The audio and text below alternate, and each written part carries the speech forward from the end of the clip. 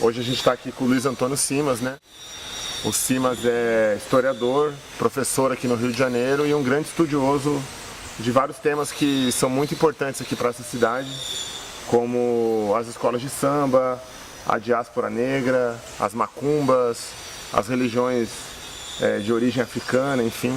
O Simas é um grande estudioso desses temas, autor de vários livros, né?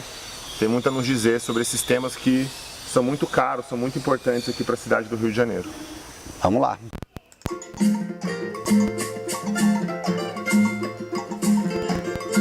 Você chama o Rio de Janeiro de cidade terreiro. Queria que você conversasse um pouco com a gente sobre o Rio de Janeiro antes da gente falar de carnaval. Primeiro, vamos lembrar o seguinte, o Brasil tem 4 cidades que em sua formação histórica são profundamente marcadas pela diáspora africana. É o Rio, Salvador, São Luís do Maranhão e Recife. Sendo que dessas 4, aquela que recebeu o maior número de pessoas que foram escravizadas foi o Rio de Janeiro. A rigor, o Rio de Janeiro é a cidade que recebe a maior quantidade de gente que veio escravizada do Império Romano até hoje, né? E ela é uma cidade profundamente marcada, então, por esse caldo de cultura que vem nos porões dos tumbeiros. Porque a diáspora é uma violência, é um expurgo e tal, mas a diáspora acaba sendo também um empreendimento de reinvenção da vida, né? Então, quem vem não é o escravo como peça da engrenagem mercantil.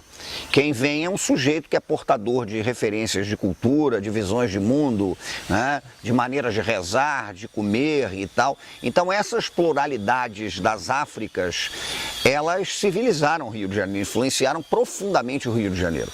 Então, o Rio de Janeiro é essa cidade profundamente diaspórica, ao mesmo tempo é uma cidade muito portuguesa. O Rio é um negócio tão complicado que é uma cidade oficialmente fundada para expulsar franceses, que num certo momento resolveu que tinha que ser francesa, né, durante a reforma do Pereira Passos no início do século XX.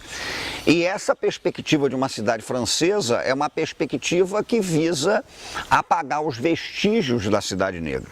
Então o tempo todo há um embate no Rio de Janeiro entre essa cidade pulsante, essa cidade plural, essa cidade africana, essa cidade banto, né? Essa cidade iorubá, e ao mesmo tempo uma cidade que tenta negar tudo isso numa perspectiva higienizadora. Então desse embate que é tenso, desse embate que é intenso e que muitas vezes é mascarado pelo mito da identidade cordial do carioca, ou muitas vezes mascarado, né, pela ideia da cidade maravilhosa, e o conceito de cidade maravilhosa é exatamente cunhado num contexto em que essa cidade higienizadora tentava apagar os vestígios dessas culturas de origem africana, né? Por isso é uma cidade muito emblemática, né? É um território em disputa, é um território tenso, é uma cidade que sempre foi marcada por muita violência, mas ao mesmo tempo marcada por muito afeto, por construções de cultura que operaram nas brechas, nas frestas, exatamente porque tiveram que lidar com esse projeto de recorte higienizador.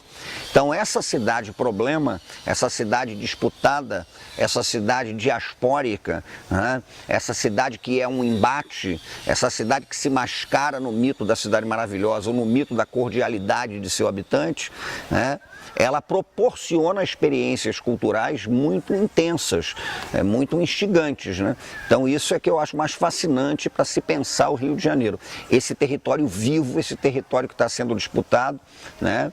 Em todos os níveis. A memória da cidade é uma memória disputada, o controle do espaço é um controle que é disputado, o imaginário da cidade é um imaginário que está sendo disputado, o carnaval, a festa, sempre foi objeto de disputa no Rio de Janeiro. Então essa cidade em transe, essa cidade em disputa, né, é que é a cidade do Rio de Janeiro.